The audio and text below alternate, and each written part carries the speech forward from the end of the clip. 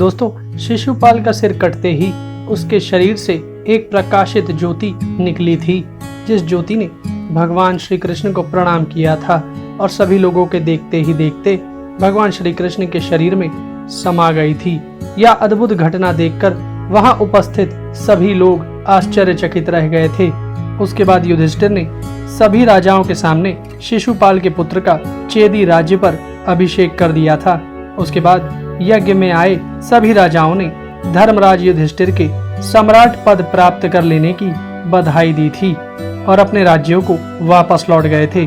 उन सभी राजाओं के साथ ही भगवान श्री कृष्ण भी द्वारिका वापस चले गए थे। धृतराष्ट्र, भीष्म आदि सभी के चले जाने के बाद केवल दुर्योधन और शकुनी ही पांडवों के साथ इंद्रप्रस्थ में रुक गए थे।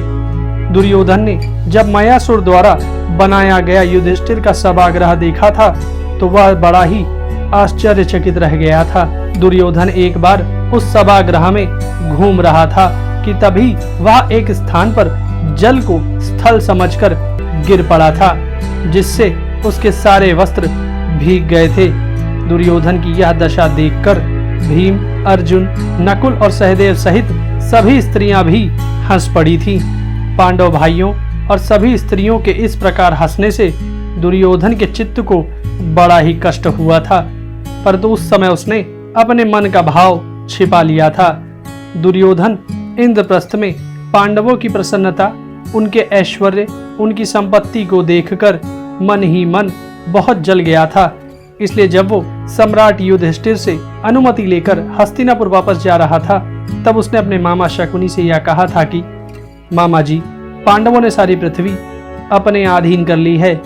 उनका यह ऐश्वर्य देखकर मैं अंदर ही अंदर दिन रात जलता रहता हूँ, इसलिए अब मैं प्राण त्यागने का विचार कर रहा हूँ। दुर्योधन की यह बात सुनकर शकुनी ने तब दुर्योधन को समझाते हुए यह कहा था कि सम्राट युधिष्ठिर अपने भाग्य अनुसार प्राप्त भाग का भोग कर रहे हैं। युधिष्ठिर की तरह तुम्हारे सभी भाई भी तुम्हारे अधीन एवं तुम्हारे अनुयायी हैं, तथा महाधनुर्धर द्रोण, उनके पुत्र अश्वत्थामा, सूत पुत्र कर्ण और महारथी कृपाचार्य तुम्हारे साथ हैं। तुम इनकी सहायता से चाहो तो सारे भूमंडल को जीत सकते हो। मामा शकुनी की यह बात सुनकर दुर्योधन ने तब यह कहा था कि मामा जी, यदि आपकी आज्ञा हो तो मैं पांडवों पर आक्रमण करके उनको जीत लेता हूँ, क्योंकि इस समय पांडवों को जीत लेने पर सारा भूमंडल मेरा हो जाएगा। पृथ्वी के सभी राजा और इंद्रप्रस्थ की वह दिव्य सभा भी मेरे अधीन हो जाएगी।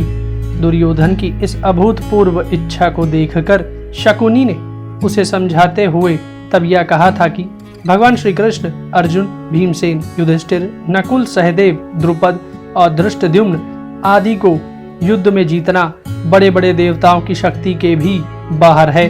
वे सब महारथी श्रेष्ठ, धनुर्धर, अस्त्र विद्या में कुशल और उत्तम योद्धा हैं। इसलिए मैं तुम्हें युधिष्ठिर को जीतने का एक आसान उपाय बतलाता हूँ। युधिष्ठिर को जुआ खेलने का शौक तो बहुत है, परंतु उन्हें जुआ खेलना नहीं आता है।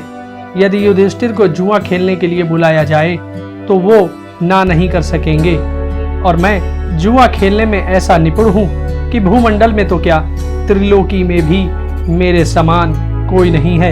इसलिए तुम उनको जुआ खेलने के लिए बुलवाओ। मैं चतुराई से उनका सारा राज्य और उनका सारा वैभव जुए में जीत लूंगा। इसलिए तुम महाराजा धृतराष्ट्र से कहो कि वह युधिष्ठिर को जुए के लिए बुलाएं। शकुनी की यह बात सुन दुर्योधन ने तब यह कहा था कि मैं पिताजी से इस बात को नहीं कह पाऊंगा, इसलिए इस विषय पर पिताजी से आप ही बात कीजिए।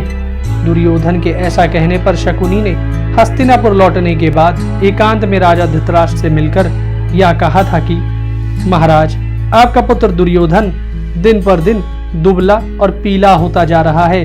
आप अपने पुत्र के शोक का पता क्यों नहीं लगाते हैं?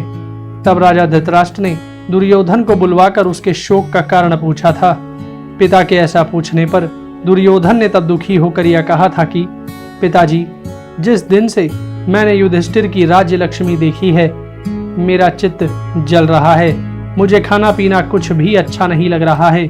दुर्योधन की यह बात समाप्त होते ही राजा धृतराष्ट्र के सामने शकुनी ने यह कहा था कि वह राज्य लक्ष्मी पाने का उपाय मैं तुम्हें बतलाता हूँ, तुम युधिष्ठिर को जुआ खेलने के लिए बुलवाओ, मैं अपने कपट से उनकी सारी राज्य लक्ष्मी जीतकर तुम्हें दे दूंगा।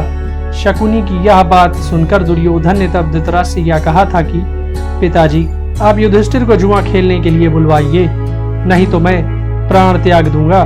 दुर्योधन की प्राण त्यागने की बात सुनकर धृतराष्ट्र ने उसकी वह बात मान ली थी और विदुर को युधिष्ठिर को बुलवाने के लिए इंद्रप्रस्थ भेज दिया था।